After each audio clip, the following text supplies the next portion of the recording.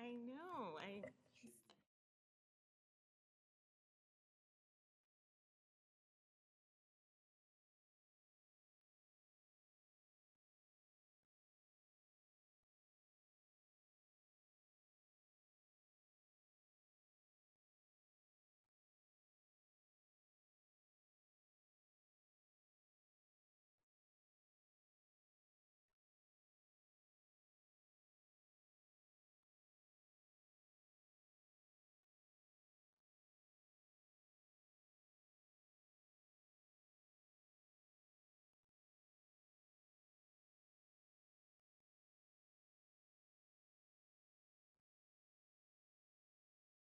It's summertime. Nobody's really paying too close attention to their watches. I think it's too warm.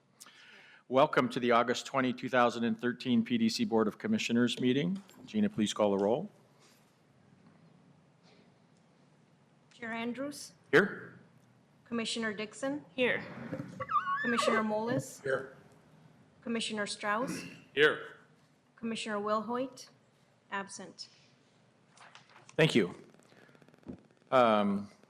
I'll start off with our usual commission reports. And first, you may have noticed we actually put a reserved sign on the chair that is usually occupied by a longtime reporter in Portland, Lee Perlman, who I can't say that I knew personally, but I knew him because he was here at almost every single PDC meeting.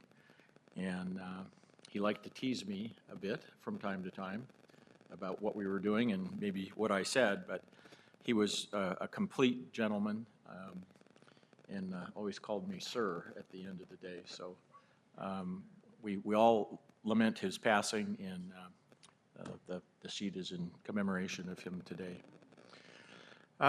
In terms of other announcements, I did get a chance to go out to the Lentz opening, the streetscape opening. It was a great little event, well attended. I think the Lentz neighborhood is very pleased with the results. It's a long, long time coming, and if you haven't seen it, go out and look. It's remarkable, and I think it's got to spur some interest in that district.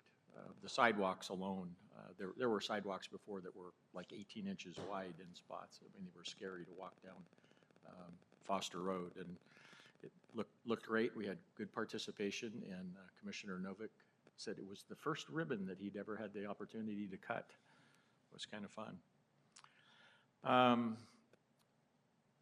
Commissioner Strauss's birthday was last week, but I promised him we wouldn't embarrass him by singing to him. And he says he's too old for birthdays, but nobody's too old for birthdays. It's a lot better than the alternative, no birthdays, right?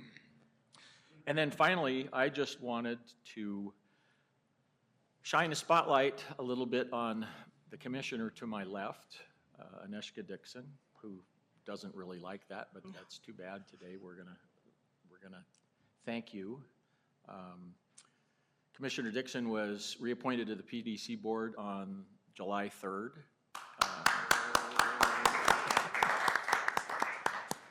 In her real life, she's not only the mother of 3 boys, but is also Chief Financial Officer at Colas Construction, where she's a partner, and her offices are within a couple of blocks. So needless to say, without this job, she's got a couple of full-time jobs already, and there's a lot of demands for her time, and I'm very grateful for your continued service to the board and for the city of Portland. She brings a great perspective to the board from a small business standpoint. She's been a great leader for our Neighborhood Prosperity Initiative and the Main Streets program. And her experience from a development, from actually being on the ground and having to know what it takes to build something is very, very helpful. I also know, and she confirmed it, her brother was asked to serve on the new University of Oregon trustee board, which is quite an honor. And so I don't know, he may have eclipsed you in this particular position. You're gonna have to work on being chair of PDC. That's the way it'll work. So I know that being on the board takes a lot of time and energy. I think that you probably serve as an inspiration to many young business people around the town, and it's hard work, but I think it's gratifying work as well. So I look forward to working with you for the foreseeable future. And again, thanks for being with us. Thank you. And I'm going to give Mr. Strauss an opportunity to go next. I was on vacation last week, but I did go see the Timbers game. So I've got nothing to report, but thank you. Commissioner Mullis.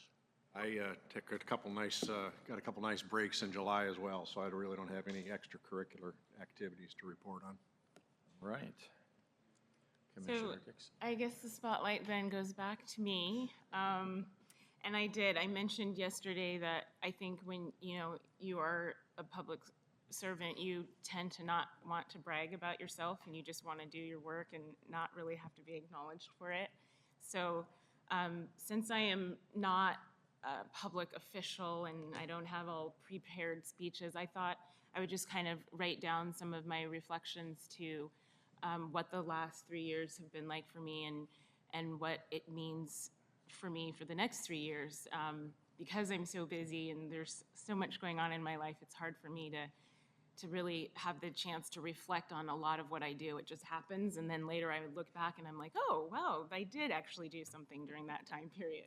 So it was kind of nice to have the opportunity to be able to reflect on some of that work. So I'm just gonna read off what I kind of think the last 3 years have been. My first 3 years here at PDC, we were faced with many difficult circumstances.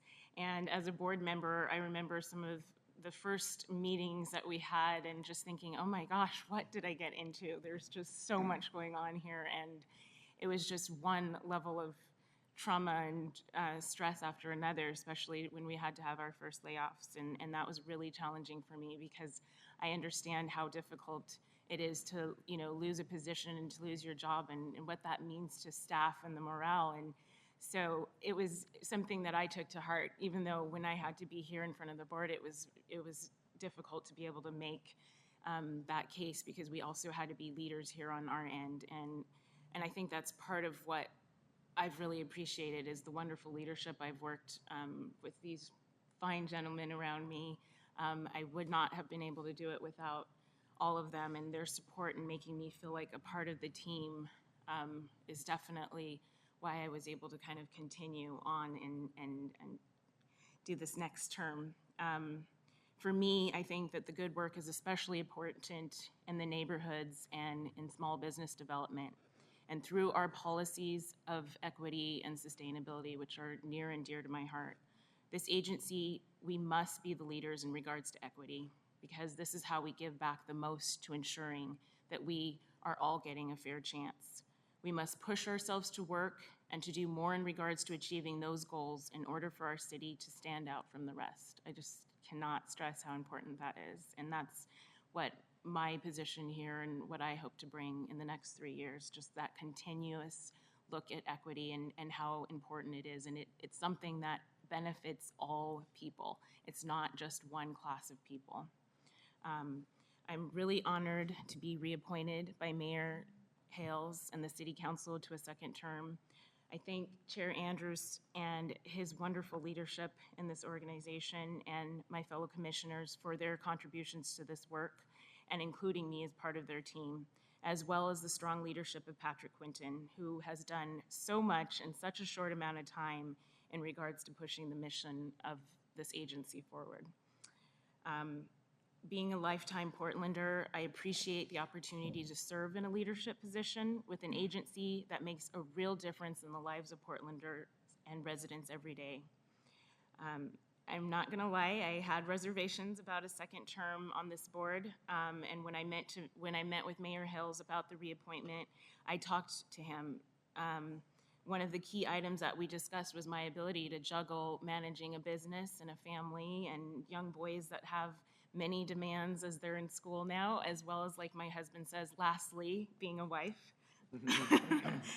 So I have to take that into consideration, and when I commit to something, I tend to want to give it my all, and I've learned that, I can only give it the best that I can, and sometimes that will just have to be good enough, and I really hope that my best will be pushing for equity and sustainability and supporting small businesses and our neighborhood work that we do. That's so important here.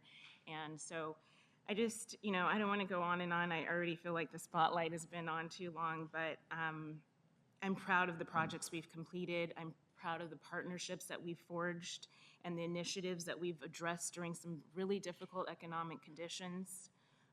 Definitely my industry of construction is picking up, but I think a lot of times it's picking up for the larger firms first. And so I want to see there be opportunities for the small to mid-sized firms to also be a part of this new economic development that's happening, and that, we're considered to and we're getting a fair level of opportunity. So again, I always keep small businesses in mind in my thoughts when we make decisions here.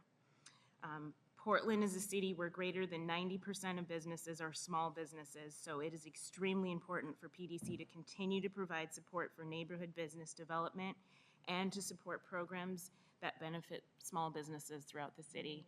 And I just can't stress that enough, and I thank all of you for, again, including me as part of the team here.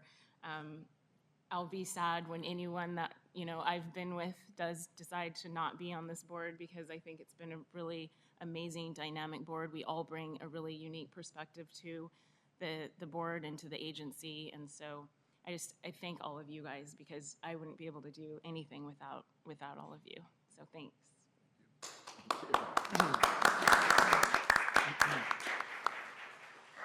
Thanks again, and congratulations. Executive Director Quinton. Thank you very much, Chair Andrews. Good afternoon, Commissioners. And I know you want the spotlight to end, but I just have to weigh in and congratulate you as well, and just say what a pleasure it has been to have you on the board. And really, we desperately wanted to not only have you reappointed, but for you to accept the reappointment. And so we're very happy to have that, and I look forward to working with you for hopefully another 3 years. Hopefully, we're both here in 3 years. So. I also want to congratulate your brother as well. I do think there's a Colas family thing, dynasty building here. They're going to be taking over everything. So, but that certainly would be a good thing. So, congratulations as well to Andrew, and then and I want to share also Chair Andrews' reflections on Lee Perlman. I too had the same interactions with Lee. I feel like I interacted with Lee more than any other member of the media, and Lee was a member of the media.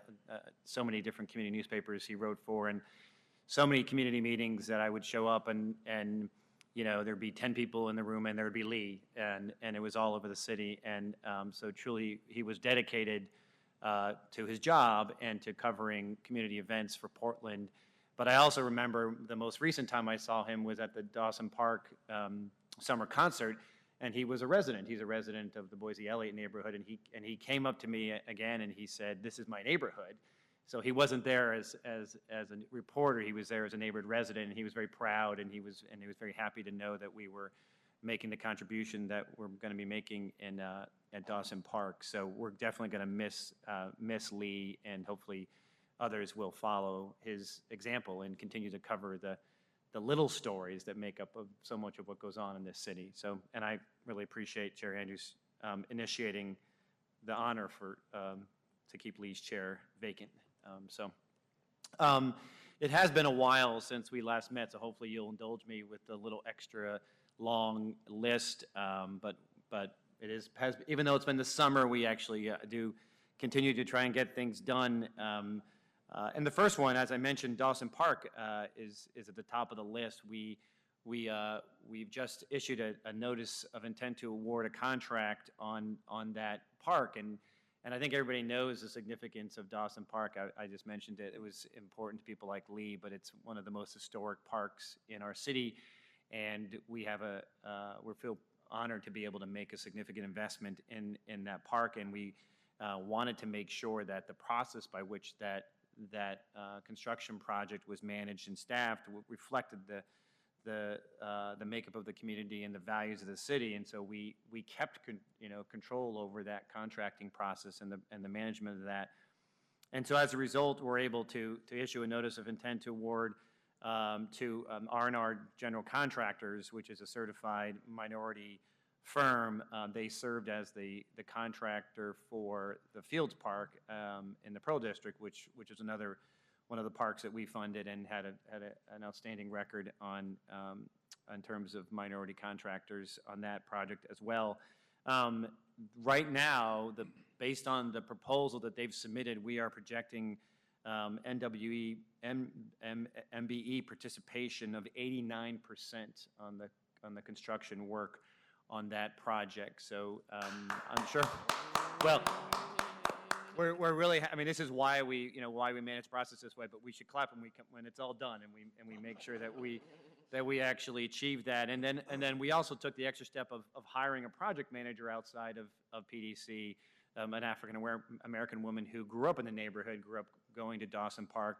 So so the non-construction costs were basically close to 100% on that. And so we believe that's what the community wants, and we believe that's, as Commissioner Dixon was going to remind us, that this is our charge in carrying out the objectives of our equity policy. So that project begins construction when the summer season ends, and our commitment is to take the park offline during the fall, winter, and spring, and have it open again in the late spring, early summer, so people can begin using the park again, and it should be exciting to see how that unfolds. Lot of news from a variety of companies since our last meeting in June. Company, we'll just go down the list. Company called Tilda, which is a San Francisco technology company, is moving to Portland from the Bay Area. That announcement came in July. Right around that same time, I had the opportunity to attend the grand opening of an expansion of the Ajinomoto facility in near the airport, or actually out near the port. There's a large Japanese-owned food processing company that's had a significant presence here, and they've expanded that presence. Mozilla announced that it was expanding its Portland office in July. Pencil Academy, which is a local design school that trains young designers for shoe design and other athletic and outdoor design, and they're based here in Old Town. They graduated their first class in July, and they're led by a really talented gentleman by the name of Dwayne Edwards, and a longtime veteran of the A&O industry. And so we truly appreciate all of his hard work in getting that academy up and running and for graduating his first class. On the startup front, we've had PI, which is the Portland Incubator Experiment, the Wyden Kennedy funded incubator. They've just announced their third class right near the end of July. And what's also fascinating is that I think this message of inclusion is starting to grow, because PI at the same time began a program they call Pilot with Self-Enhancement Inc., SEI, and so they just graduated in a short time frame since mid-July to now a class of 8 high school age students who participate in SEI programs. They ran them through a kind of abbreviated version of their entrepreneurship class, and I had the opportunity, along with some of our other staff, to see their demo day. So they got up in front of a crowd and presented their business plans, and truly inspirational, and it does make you feel very hopeful that not only are we growing the next class of entrepreneurs, but that we're growing a class of entrepreneurs of color who can make the startup community a lot more diverse than it is now. Another PDC-supported business had their opening in Old Town at Oryx Leather, and so that was a big event on the first day of August. We actually have a number of photos from that event on our website. And then we also had the opportunity to release our small business development outputs for the recently completed fiscal year, and we assisted more than 450 businesses through our EOI program and our small business development program. Most of those were located in East Portland, and I think over 60% were owned by a person of color. So the program really is having a big impact, but also in a very targeted way.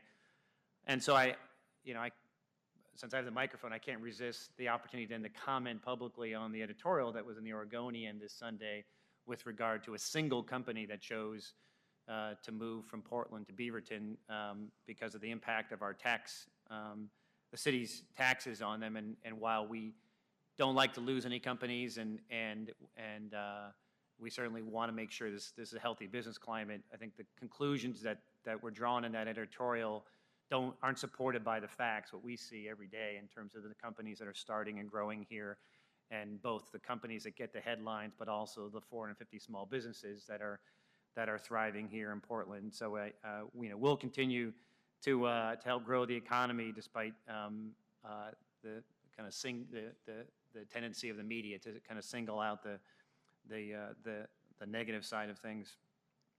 In terms of events that have happened over the past month, Chair Andrews mentioned the Lentz entryway event, which is a long time coming and had tremendous staff work on the part of PDC and the folks, our partners from the Bureau of Transportation, and it really has been transformative. If you have a chance to go to Lentz and see what the entryway and the streetscape looks like, it really is impressive.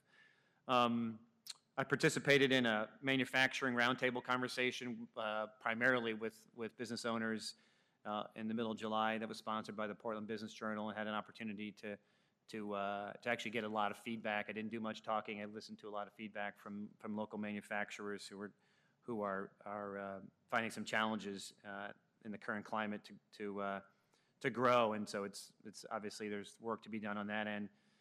A number of us attended the first annual Noche Bella event for Latino Network. It's their first annual fundraiser, and the Latino Network is one of our neighborhood economic development partners, and so we've provided a sponsorship for that event, and we're happy to attend their first fundraising event. And then tonight we have our first athletic and outdoor young professionals kickoff event, and that's just up the street here, about 4 blocks from here.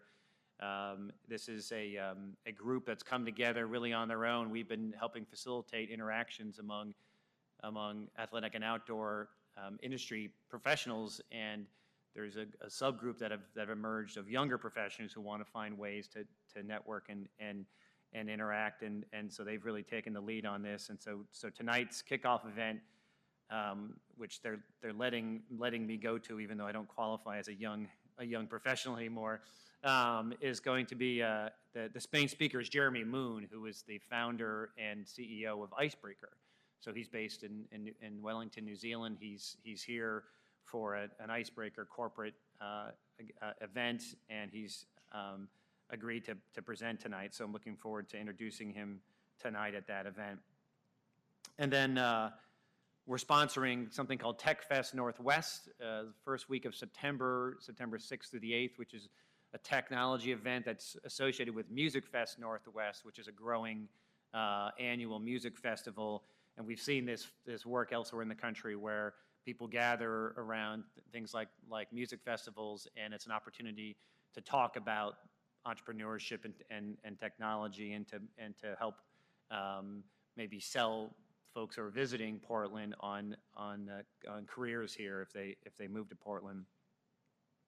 And then lastly, they've scheduled the groundbreaking for September 17th for the new super block, as we call it, project in the Lloyd District. That's a new $160 million 4-block redevelopment. It'll be 600 residential units with retail, and then they're going to be a redevelopment of the existing building in that same spot, a 23-story commercial building that'll be redeveloped with a deep energy efficient retrofit.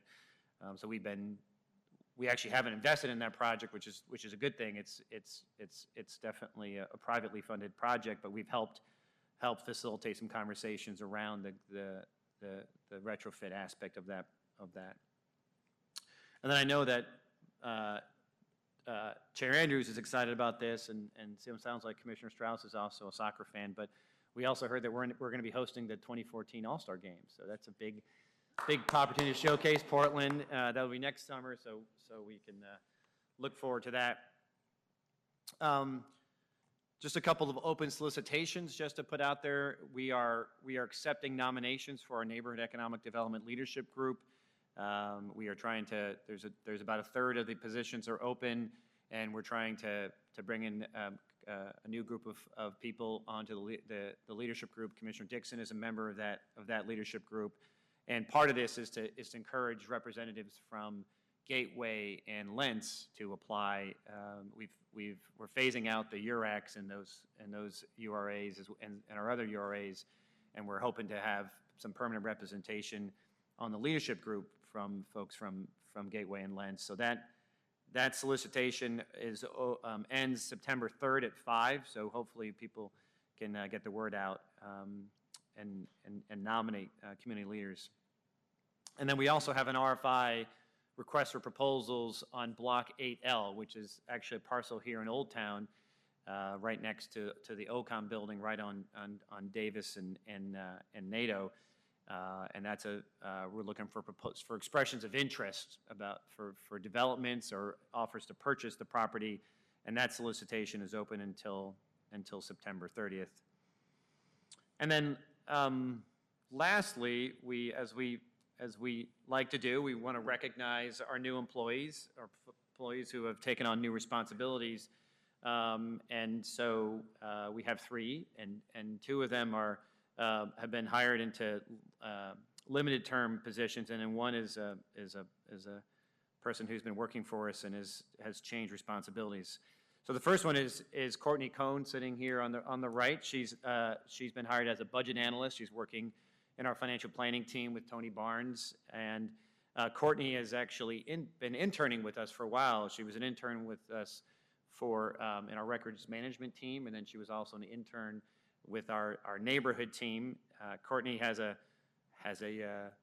degree from the University of Oregon, so another good, and is also working on her master's in financial analysis at PSU. So congratulations, Courtney, and glad you're still with us. The second hire is Farmars Kazooie. I know that's your name. I'm sure people get your name messed up all the time, so hopefully that's close to accurate. He's been hired as an accountant on our accounting team, and Farmars has 25 years of experience in accounting. Worked for Rockwell Collins, Stancorp Financial Group. He graduated from the College of Commerce in Tehran, Iran, and also studied at the City and Guilds of London Institute in London. And he, as we look at transitioning our enterprise system, once again, Farmars has a significant background in those systems, including SAP, Lawson, Hyperion, and Microsoft. So, welcome. And then lastly is Catherine Krajniak, who has made the shift from the Central City team to our business and industry team. And we had a position that was filled, focused on entrepreneurship, and that person left. And when we posted the position, Catherine had spent a significant portion of her time when she worked for Central City working on entrepreneurship issues, particularly on the Central East Side and the Produce Row initiative. And so she was definitely interested in making entrepreneurship her full-time job, and we were very excited that she was the top person to apply for that job. So she's already started her role in that position. A lot of excitement around it. She operates under the Twitter handle of Startup City PDX. So if you want to track all the things that she's tracking, you should do that. But congratulations, Catherine, on your new job. I think that's it. So Thank you, Patrick. Good report. Thank you for what you have been doing and will be doing for us. Great to have you here today. Next item on the agenda are the meeting minutes of the June 26, 2013 meeting. Gina handed you page 14. There's one addition to the section that had to do with our discussion over the market sales and equity program, and it just makes it clear that we had actually passed the provision calling for that in the past. On that particular subject, I have had an opportunity to discuss individually with each one of the commissioners a direction that we're moving toward, and we'll have a presentation at a future board meeting prior to any other market sales on that particular item. So I would look for a motion to approve the June 26th minutes with the addition of the change on page 14. So moved. Second. Any discussion? All those in favor, aye? Aye. Aye. Opposed? Thank you. Next item is public comment for items not on the agenda. I don't see anyone signed up, so we will move into the consent agenda. We have 2 action items, 3 resolutions. The first, authorizing execution of fiscal year 2013-14 intergovernmental service level agreement, general fund special appropriations with the City of Portland to provide funding of $4,777,437 to the Portland Development Commission for implementing economic development activities on a citywide basis. This is Resolution 7016. The second is approving the proposed First Amendment to the Cully Boulevard Neighborhood Prosperity Initiative Urban Renewal Plan, adding 1.43 acres to the plan area, approving the proposed First Amendment to the Rosewood Neighborhood Prosperity Initiative Urban Renewal Area, adding 0.05 acres to the plan area, and approving the First Amendment to the Division Midway Neighborhood Prosperity Initiative Urban Renewal Plan, adding 0.39 acres to the plan area. Resolution 7017, 7018, and 7019. I would look for a motion to approve. So moved. Second. All those in favor, aye? Aye. Aye. Opposed? Back on schedule. Next item, regular agenda, also an action item, Resolution 7020, authorizing an amendment to the intergovernmental agreement with the Portland Bureau of Planning and Sustainability and Portland Bureau of Transportation in an amount not to exceed $1,194,231 for the Central City 2035 plan. Lou Bowers and Susan Anderson. How are you? Good afternoon.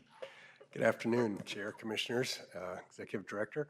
My name is Lou Bowers. I manage your Central City. I'll be making a brief introduction, and the bulk of the presentation will be made by Susan Anderson and apparently Carl Lyle. Susan's the Director of the Bureau of Planning and Sustainability, and Carl is one of the planners that we work extensively with. As the title said, this is an amendment to the IGA. It will extend it for 1 year. It will increase the amount by $294,000. Of that, $244,000 will go specifically to activities of BPS, and $50,000 is for the activities of PBOT. The purpose of this is, in general, to assist with the implementation of the 2035 plan, specifically work on the west side and also the southeast quadrant, which are the 2 areas that they are actively involved in. This is an implementation plan that will result in some zoning and land use changes. It's very pertinent to our work. PDC both owns properties there and has catalytic sites that we're working on. I would ask Susan to give you a more full description of what the activities are, and then we'll, of course, be happy to take any questions. Okay, great. Nice. Chair, Commissioners, Susan Anderson, I'm Director of the Bureau of Planning and Sustainability. Nice to see you all. And with me is Carl Lyle, who is a senior planner with the Bureau. Also, Mauricio, the clerk, is here with the Portland Bureau of Transportation. As Lou said, we're here to provide an overview of the agreement between PDC and the Bureau of Planning and Sustainability. This agreement focuses on accelerating and really completing the Central City 2035 plan. Just to provide like 1 minute of background so you can remember where we are. 25 years ago, maybe some of you were involved in this, but I don't think so. We had the development of the 1988 Central City Plan. At that time, the people who put that together, just like any major long-range plan, had some big dreams. And those dreams included things like South Waterfront, the Pearl, having a vibrant retail district, having people actually live downtown. And here it is 25 years later, and all those things have kind of come to fruition. So that's the plan we're doing for the next 25 years. And it's very exciting, and it is something that we've worked really hand in hand with PDC in terms of development so far. Part of the 1988 plan was also an expansion of the central city. You can see the map on the right there, to east of the river to include a really vibrant central east side industrial area and the northeast quadrant. The central city today remains the region's really business, education, and cultural center. It increasingly, over the next 25 years, will be a place not just where people work, but also a place where people call home. We anticipate more than 30,000 additional households by 2035. The development of the Central City Plan includes three major components. The first is the concept plan that you can see there. That was adopted by resolution by council last year. The second is the quadrant plans. So the entire city, we broke up into 4 quadrants: northeast, northwest, southwest, and southeast. The northeast quadrant plan was completed in conjunction with PDC staff, especially Peter Englander has been a real partner with us. We're currently working on the west side. We're doing northwest and southwest together, and began a charrette this morning actually on the central east side. So the third component of the Central City Plan is the actual zoning code, and then the Central City Transportation Management Plan. Why is this important, and why are we partners in all of this? And it comes down to that to have development happen both for PDC and for the private for the private sector, what we need is a clear set of rules. We need clear instructions. We need clear zoning. We need things to be relevant and complete. And what we're operating with now is a plan from 25 years ago, along with kind of a mishmash of other things that have been tacked on over the years. So our goal is to make consistent rules throughout the central city, looking at zoning and parking and height limits, FAR, and all of those things, and that will help us to do development better. The new Central City Plan will provide a framework that helps PDC staff do their job. Each of the quadrant plans will include specific regulations related to these things here: zoning, FAR, heights, bonuses. There will be a list of major projects, design regulations, and then everyone's favorite, parking.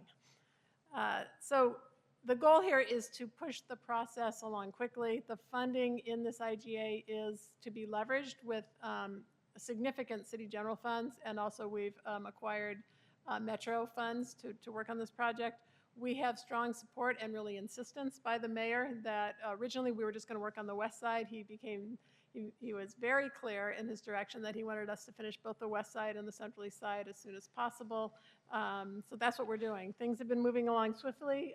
This summer we have had charrettes again with PDC on Old Town Chinatown, Goose Hollow, and recently, a couple of weeks ago, completed a week-long charrette on the west side quadrant. Next steps, you can see there are technical advisory committee meetings, stakeholder meetings, an open house near the end of September, and then we'll have a draft plan out for review in January, February, and before this time next year, we'll have the West Side Plan, hopefully, through the Planning and Sustainability Commission and adopted by Council. On the Central East side, we're holding a charrette, actually started this morning, on the 4 light rail station area plans for Southeast Max. Very well attended this morning, lots of excitement. It's been pent up. People are ready to work on that. Next steps on the Southeast side are, again, working groups. We're establishing a new stakeholder advisory committee for the Southeast that will begin meeting in October. And we plan to have that work, the draft, done by the end of spring, beginning of summer next year, and then go through the adoption process through the Planning Commission and then the City Council. So finally, the last thing I wanted to mention really is we took the results of the West Side charrette, which is a pile of maps and big ideas that I was going to bring and put all around the room, but and they're really fun to look at and have the kind of ideas that the Pearl and South Waterfront were 25 years ago. And when we presented all of this in a meeting at the Planning and Sustainability Commission a couple weeks ago, they said, what if we had sort of a work session with PDC on this? And so they would like me to invite you to have a joint meeting sometime, maybe in the fall. We could just do West Side, we could do West Side and how far we are on Southeast, but we haven't had one of those meetings in a long time. I think it's to our advantage to discuss not just the big picture, but we're really getting into specifics now about zoning and code and height and FAR and everything else, and I think it would be great for you all to hear each other. So that's an invitation, and Patrick and I have talked about it, and so far we both think it's a good idea. Yeah. So that's a work plan. It's a great partnership. I think we, as you know, I think you know, as you know me, that we have spent the past 4 years, I think, thinking big picture. And we have been really ready to move into the details. The North-Northeast Plan helped us begin to do that. I think over the next 18 months, you'll see us begin to really deliver on these quadrant plans, and we're really excited about it and excited about the partnership. Thanks. Great, thank you. I can't tell you how excited I am to hear the two terms accelerating and completing. Me too. Because I think, just as a businessman out there, everybody has been looking at this as a very, very important process and kind of anxious to see the finish line. The North-Northeast plan was fabulous, and to a level of detail where it's really, really helpful, and I think it's going to go a long way to help us get development done in the Rose Quarter District, for example. On the downtown, the education district is going to be finally rolling into some opportunities as you get to 2015, 16, 17. So having some clarity in terms of zoning changes and opportunities there is going to be more than helpful. So I'm quite happy to participate with Metro and the city in terms of adding some funds to this so we can get it done in the next year and a half, because I think it's super, super important. I missed it on the southeast side. What is the finish date for downtown? It was zoning 2015. Where were we on? There you go. So the actual Southeast plan should be complete by the fall of, there you go, of 2014. And then what we need to do is go back to the concept plan. Council adopted it by resolution only on purpose so that you could go get into the details and then go back and see if we needed to make any changes, and it'll be all adopted as one package soon after that. Great, thank you. I'll start with Commissioner Mollis. Well, thank you, and thanks for the report and the update, and I would be interested in a meeting in the future. This isn't something I've got into real deep, but it's still really interesting to me. And actually, you asked the question I was going to ask, is what's the target date for the completion of the Southeast? So, in all honesty, I don't have any other questions. Thank you. Great. Commissioner? I don't have any questions. I just think that, again, from last year to this year, it sounds like you guys have done a lot of work, and you're continuing to, go with the plan that I think we're able to review last year, but just seeing it actually happen is what's exciting. And I know that you do a tremendous amount of work on behalf of sustainability in this town, so we're in good hands. Thank you. Commissioner Strauss. Thanks for coming forward today. Very excited about the plans you're going to develop. We talked about this last year and with the director of planning, and one of the ideas that was put forward was the concept of with zoning changes that there might be some income that would come to the city. Maybe those were in the terms of bonuses, or in other words, if right now it's zoned for 4-story and we're going to rezone the area for a 10-story building, what would happen in terms of some bonuses or charges that the city would have? Obviously, it's great to have that development, but it's going to be impact on traffic, on our utilities, on our infrastructure, on services from the city, and we're going to have to pay for those somehow or another. And last year when we talked about this, we said there would be some consideration about that when we rezone these areas. So will this study cover that aspect, and what are the goals there? I think are you talking about primarily upzoning some of the areas? Okay. Yeah. So that's a possibility. We've been talking about it a good bit. I haven't seen it, except in a few areas, be something that is going to be a huge impact in terms of potential financial gain to the city.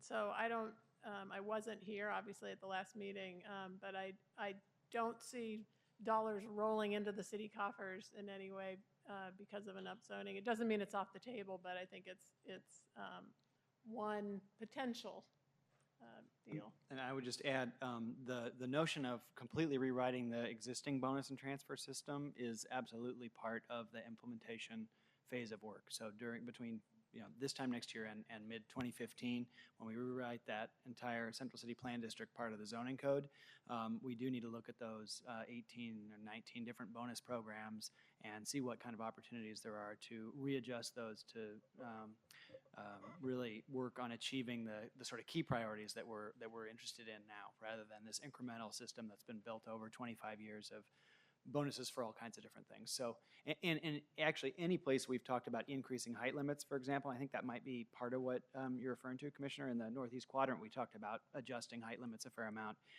We did that pretty intentionally. We said, let's look at ultimate potential height increases, but the hoops that you might need to go through to achieve that, the bonus program, the amenities you might need to provide or whatever, are to be worked out during that implementation phase. But that is the notion. I don't think, as Joe, and I think it was Joe Zender who talked to you about that last year, was alluding to, I think that the notion of not just giving any additional entitlements away, but actually trying to link those to providing different kinds of public amenities and meeting different housing goals and other kinds of goals relevant to the different areas is the concept. So. Well, last year I told Joe my vote was predicated on that being part of the process and the analysis, and that holds true this year too. I really think that this is an important revenue source for the city, and if the city is going to have to provide more services for these areas for increased density, we're going to have to get that funding from somewhere. And it would seem that those landowners that suddenly have a piece of property that was zoned for a 2-story building and it's now for 10 or 20-story building should be willing to contribute to that cause. So I think part of it is looking at any kind of windfall that happens to anybody, that we be able to capture that, whether it's in funding and dollars or whether it's in some kind of benefit to the city. So is this study going to make recommendations for what the new program is going to be, or is that going to be handled in a later study? Or Go ahead. So the quadrant plans set the general direction in the different parts of the central city. They don't actually establish what the specifics of a new bonus program, how many square feet, how many extra feet of height, what's the amenity. That will be part of the implementation work. That's the last phase of work on updating the central city plan. So they take these plans and then they go and do the specific zoning look. And one of the reasons we're doing that on purpose is that at the same time we're doing this, we're also doing the comprehensive plan for the entire city. And we're making zoning changes and all of that. And we want that to kind of collide at the end together so that we're not doing something in one part of the city that's really different than the rest of the city. So this all kind of come together at the beginning of 2015. I'm just suggesting that it be part of the discussion today as opposed to part of the discussion 4 years from now. Obviously, if you're a landowner, you need to be able to assess what you're going to be doing either now or in the future. And the sooner they have that information, or at least some potential direction that's going to take place, I think it benefits the city and it benefits the landowners that would be impacted by these zoning changes. Good, thank you. Okay. Well, I would look for a motion to approve Resolution 7020, authorizing an amendment to the intergovernmental agreement with the Portland Bureau of Planning and Sustainability and Portland Bureau of Transportation in an amount not to exceed $1,194,231 for the Central City 2035 plan.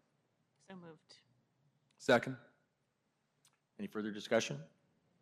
All those in favor, aye? Aye. Aye. Opposed? Thank you. Great, thank you. Get it done. Sure. You want to take a 5-minute break? We can do it. Come back at 4 o'clock. Wow.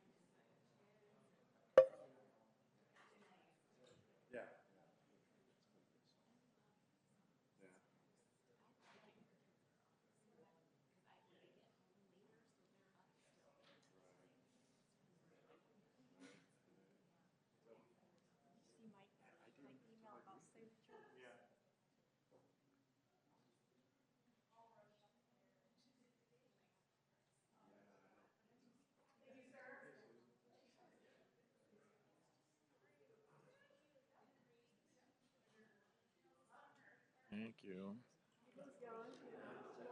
Yeah.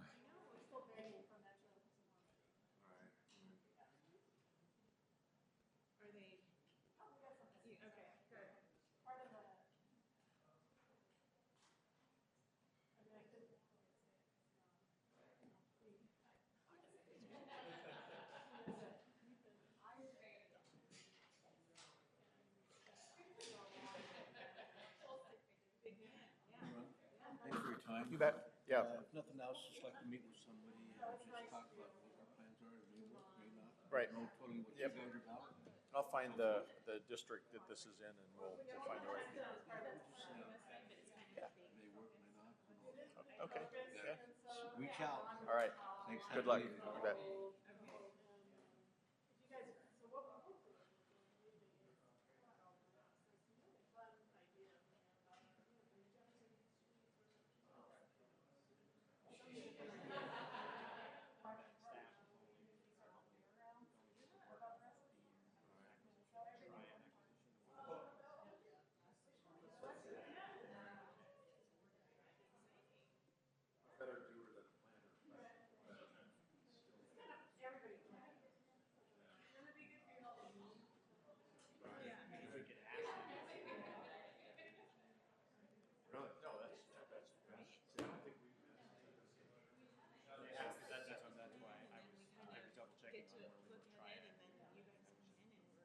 I think it'd be a good idea. I mean, both of them are just.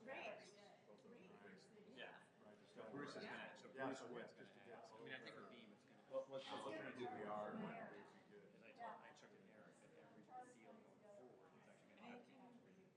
And I don't think it's just an ask. Yeah, I get that sense from him, that he really wants to push Charles this plan, so. We were just talking, and I just don't know where it went. I hope things are good. I mean, I was just telling John, I finally had a chance to take a little bit off this summer, so it's been really nice just to, but my little one, when I started the commission, he was a baby, so he's 3 and a half now. Yeah. So we want to have this in the agreement. 3, almost 11, and then 9. Boys, all boys. requirement that they do it. Yes, right. And then you have the talks, then you talk to them. So we'll see what, so Bruce is the kind of connect, we'll see, Bruce is gonna have a I conversation. know. And I was so proud. I know. This, yeah, no, it's great. Well, being I'm thrilled too. We have to. Two girl kids and one, So we just have to close the loop on that. yeah. Oh, your grandson's 2.5. Yeah. See, he was just born. Talk to like a cat.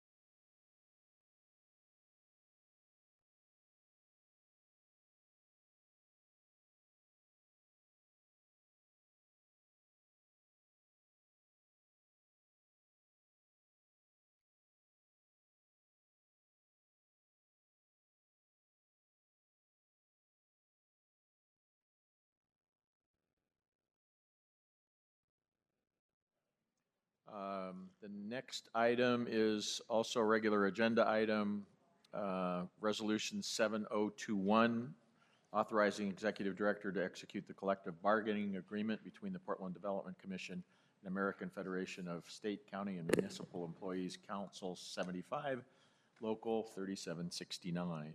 And we have Jeff Fish and Robert Smith to present to us today. Welcome, gentlemen. Good afternoon, Commissioners. Thank you. I'm Jeff Fish. I'm the Human Resources Director here at PDC. I'm here with Robert Smith. Good afternoon. Mr. Smith is the president of Locals 3769 here, the AFSCME local that compromises over 80% of our staff, our union members. The two bargaining teams for labor and for management have been in negotiations for about 8 months now for a successor contract. The contract that is currently in place expired June 30th by its terms. At this point, there has been a tentative agreement, and the union has had a vote and has approved the contract. We're here to ask the board to authorize Executive Director Quinton to execute the tentative agreement that is in place now. I want to say that through the last 8 months of negotiations that I feel like the bargaining teams have worked very hard and have worked very well together, and I really want to acknowledge my appreciation of the entire union bargaining team, in particular for their professionalism and their hard work through that process.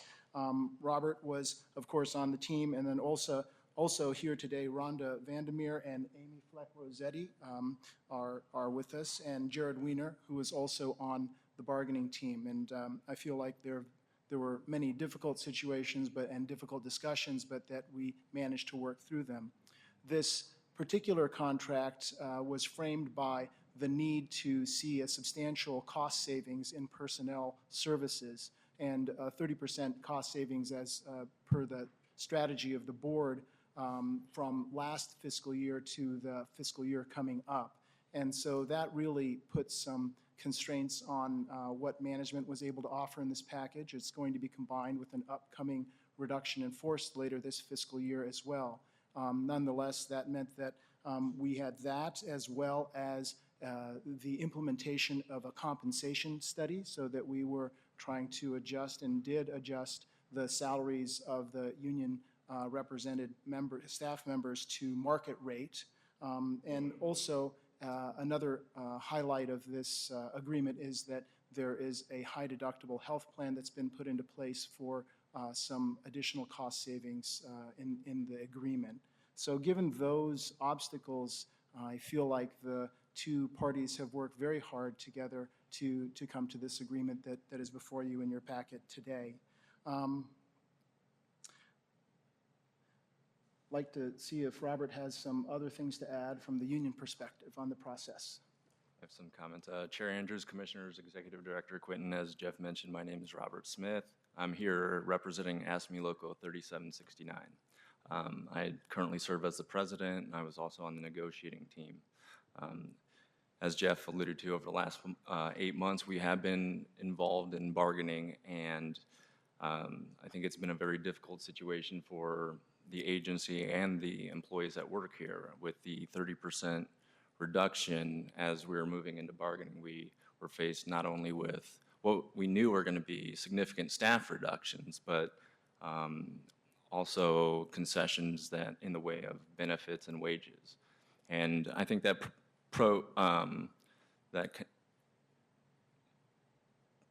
set out a challenge for both sides, is how do we balance, being able to still remain competitive as an employer and attracting and retaining talent to carry out the mission of PDC, and then also being able to put ourselves in a position where we're sustainable moving forward. I think, Jeff is going to kind of go into into detail regarding some of the information, but there were a couple things that I wanted to touch on specifically. And I think that, one was the concessions that were given in the way of wages. We knew going into this, in order to meet the 30% reduction, that we were going to have to look at some concessions with wages, and that came in the form of a step, that also came in the form of a cost of living. But we also looked at bringing our salaries in line with the results of a class comp study. So on the one hand, we're bringing the salaries to market. Over the next 3 years, we're foregoing cost of living. And I think that even though with the comp class study, there were certain things that we did not see eye to eye on, what we did think was important was bringing the compensation levels to market. And so my hope is that 3 years down the road, that the agency will put the same sort of emphasis on making sure that the compensation keeps up with the market as it did with bringing it to market with this round of bargaining. Another piece that was a big departure from where folks were coming from was with the healthcare. And again, throughout bargaining, I think we came to terms that were acceptable for folks, but also at the end of this contract, we're going to put them in a position where their exposure is different than what they're used to now. And I think the commitment that we heard from the agency was that as we step down over the 3 years, that it will continue to fund the health savings account that Jeff alluded to at the deductible level. And I think that's important, an important commitment that is followed through on, because otherwise we're leaving our membership exposed, I think, in a way, as far as future healthcare costs. So, you know, obviously, some of these discussions that we've had over the past few months have been difficult ones, but I do want to echo what Jeff said about the way that the teams work together. I think when you're engaged in these kind of conversations, the fact that we had very productive meetings, we had very professional meetings, and really helped the process along, and I think allowed us to get to the agreement that was approved by the membership yesterday. So I want to extend my thanks to Jeff and his team, and I also want to again thank my team and our rep, ASME rep Rob Wheaton, who provided a ton of guidance through this process, and then of course Amy Fleck-Rossetti, Rhonda Vandermeer, and Jared Wiener, who were at the bargaining table, and then also Nick Lindekugel and Mike Dundon, who participated in our work session. So. I also want to thank the union, the management team, rather, Eric Iverson, who's here, Catherine Kaminsky, and Keith Wachowski, and myself. So I wanted to thank them again for their commitment through this process. To go over some of the major changes that are in the tentative agreement that's proposed and before you today, the first is the market correction to salaries that Robert mentioned, which is the Schedule A, Appendix A to this agreement. That adjusts pay ranges of each classification according to a market study on compensation that was done for each job classification. These adjustments would be made effective retroactive to July 1st, 2013, the beginning of this fiscal year. Basically, the philosophy that we agreed upon was that if a particular salary was within 5% above or below what was determined to be market rate, that those pay ranges would be left alone because they were basically close enough to market. If, however, they were above 5% or below 5% from what was determined to be market rate, then those outliers are being adjusted. And so those are being brought to 5% of market rate, so that we're basically just scrunching everything in closer to market rate so that we have something that approximates market rate on each of the job classifications. For those salary ranges that were determined to be within 5% above or below market rate, those are being adjusted by 0.9%. And then for any of the pay ranges above 5%, if a particular individual in that pay range is either topped out or above range after the adjustment, then those salaries will be red circled or frozen until the range catches up. And for those that are below 5%, they'll be placed on the new range, which would mean that there's going to be an increase probably greater than 0.9%. The average increase for all members is going to be about a 1.7% increase this year, and that's the only salary increase that will take effect this fiscal year.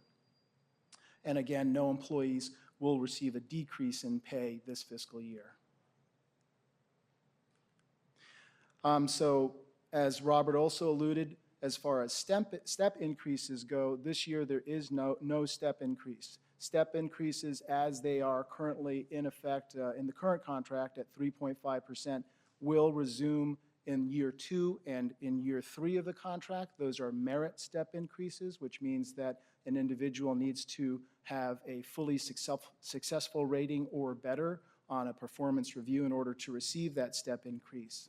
As far as COLAs or cost of living adjustments, there are none the first or second year of the contract, and there is a set 1.5% COLA the third year of the contract. In addition, There are performance bonuses for those individuals who receive on a 5-point scale, a 4 or a 5. There's a 2% lump sum or equivalent vacation that will be awarded to those individuals each year beginning this fiscal year and for the 3 years of the contract. As far as benefits go, the 95/5 cost share with 5% being picked up by the employee will remain. There's no change to the Kaiser HMO plan, but as we've both said, our Regents plan will be changing to a high deductible plan. Along with that high deductible plan, PDC will fund an HSA, a health savings account or arrangement, or a health reimbursement account. Those levels of funding will go from an out-of-pocket max of $2,300 for an individual or $5,050 for a family down to, in the first year, down to the deductible level of $1,500 for an individual and $3,000 for a family. HSAs are a vehicle where each year any excess money or unspent money can be rolled over to the next year. So really the strategy behind this funding is the hope that almost everyone will be able to carry over funding to make sure that they have that adequate coverage for the years to follow.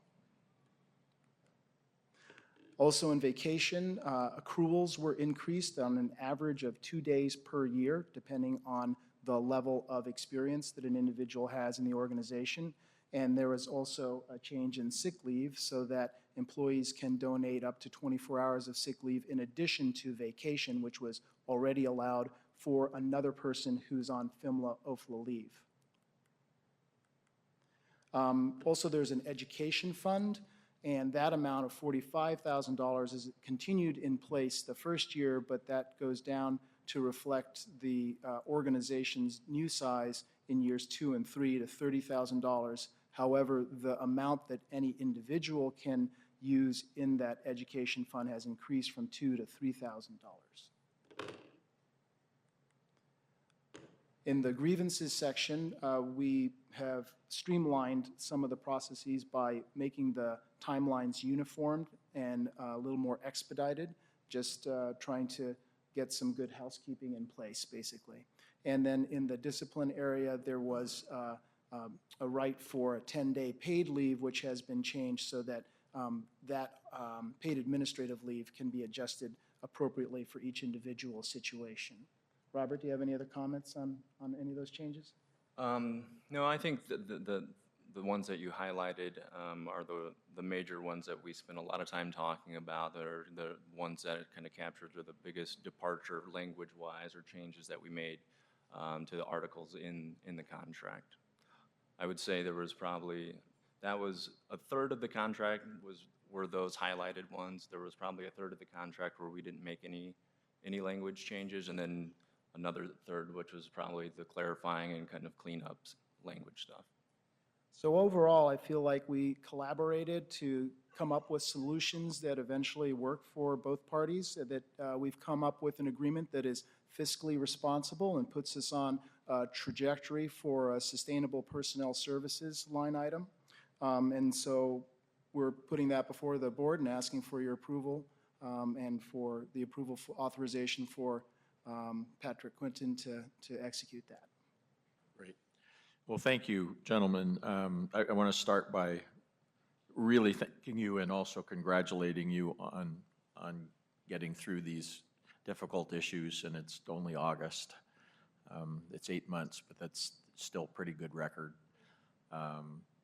Both of you brought up that kind of in the background, the board took a look at this almost a year ago and took a look at the declining revenues and came to the conclusion that we needed to cut what we would call traditional overhead in a business world by 30%. And that number wasn't just plucked out of the air. It was really after a very hard look at what the overall overhead is, which includes benefits, obviously, is relative to our budget.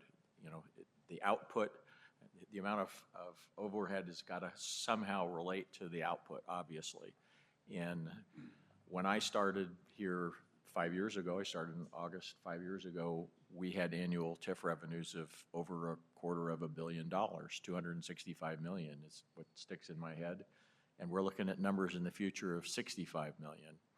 And it hasn't been easy on the commission either, because as Commissioner Dixon said, we all recognize how, especially you're talking about real people with real families and real jobs. It's not something that we look forward to or anticipate.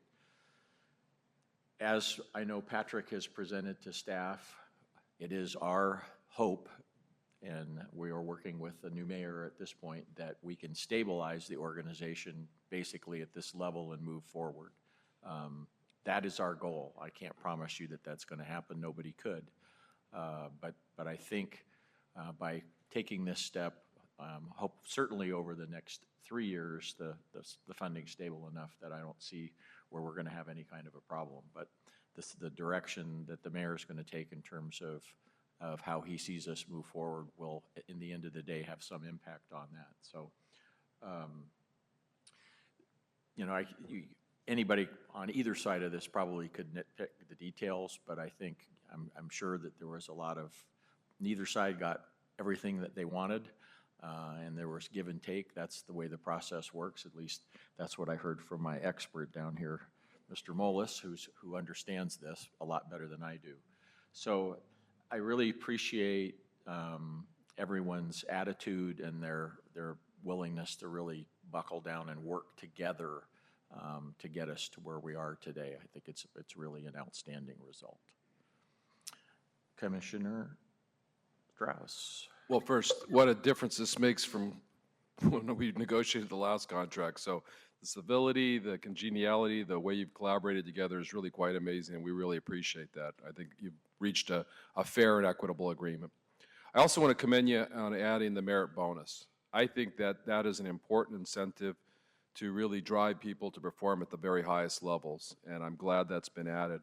But as I mentioned, I think it's important that management be trained in properly evaluating all staff members so that each individual is fairly and appropriately evaluated, and that those individuals that deserve the bonus are provided that bonus. So I'm looking forward to hearing about the management training programs so that we can have equitable evaluations of all staff members in the future. And I'd love to hear back, in the next 3 to 4 months about what direction we've taken there. Thank you so much, though. I appreciate it. Thank you. Commissioner Dixon. I second what my other two fellow commissioners stated. Obviously, the first time around, it was really brutal, and it's nice to know that, but obviously it was also understandable because it was a difficult decision, difficult time period for all of us.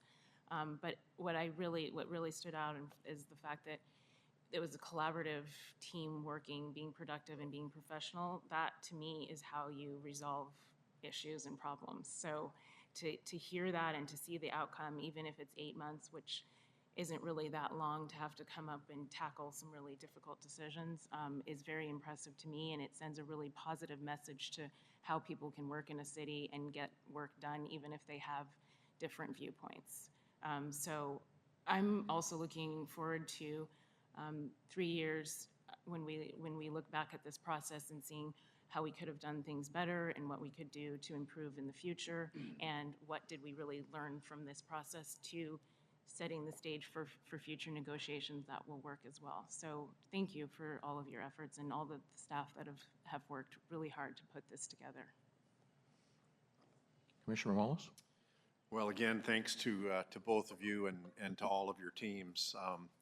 A lot of hard work. Negotiating an agreement is never any fun, but especially in concessionary times and in declining times, it's that much more difficult. And so it seems that you've been able to find that balance, and something that Robert said I think is really important to remember is how do we adjust the budget to where we need to be, but yet make sure that we are paying the rates and providing the benefits that we need to attract good quality people to this agency so that we can complete our mission. That's really important, and I'm glad that you brought it up. I believe the Labor Management Committee met in the interim between the last agreement and this one. Is that correct? Somewhat, sometimes? The Labor Management Committee has been meeting fairly regularly. Okay. I would hope that that helped facilitate a successful bargaining agreement. I'm a believer in that process, and I hope that continues, in the next 3 years, because I think as long as labor and management can strengthen their trust of each other and try and find the middle and work out solutions to problems as they come up, and keep the list short rather than letting it go for 3 years, I think that helps in the long run. So, again, I would just like to thank both of you and the teams that you put together for the good work that you've done. Thanks. Executive Director Quinton? Yeah, once again, I want to thank everybody on both sides, and lots of hard work and commitment to getting a good outcome. I do, especially, we just want to recognize the union leadership and union members who voted for this. And I mean, I think we all recognize that as PDC downsizes and tries to reach a stabilized point, it's that, we all share kind of collective responsibility for figuring out how to make that happen. And I think the way that this deal got done reflects that everybody gets that the status quo wasn't going to work and that we needed to find a different way forward. And I really appreciate that everybody was willing to share in that solution. And hearing the play-by-play, not being in the room, but I know that everybody in the room made a difference to making it a better agreement. So it wasn't, people can say there was concessions, but I actually think we got to a better agreement because of the back and forth, and each side was able to kind of bring things to the table that I think in some respects made what we offered better than what we originally brought to the table. So that's just a sign of how the process worked well. So thanks for all your work, and thanks for your leadership, Robert. Okay, I would look for a motion to approve Resolution 7021, authorizing Executive Director to execute the collective bargaining agreement between the Portland Development Commission and American Federation of State, County, and Municipal Employees, Council 75, Local 3769. So moved. Second. Any further discussion? All those in favor, aye? Aye. Opposed? Thank you. Well done. Thank you. Very well done. Thanks, everybody. All right, at this point, we are going to convene an executive session. The Portland Development Commission will now meet in executive session for the purpose of consulting with legal counsel concerning legal rights and duties regarding current litigation. The executive session is held pursuant to ORS 192.6602H. Representatives of the news media and designated staff shall be allowed to attend the executive session. All other members of the audience are asked to leave the room. Representatives of the news media are specifically directed not to report on any of the deliberations during the executive session, except to state the general subject of the session as previously announced. No decision may be made in the executive sessions. At the end of the executive session, we will return to the open session and welcome the audience back into the room.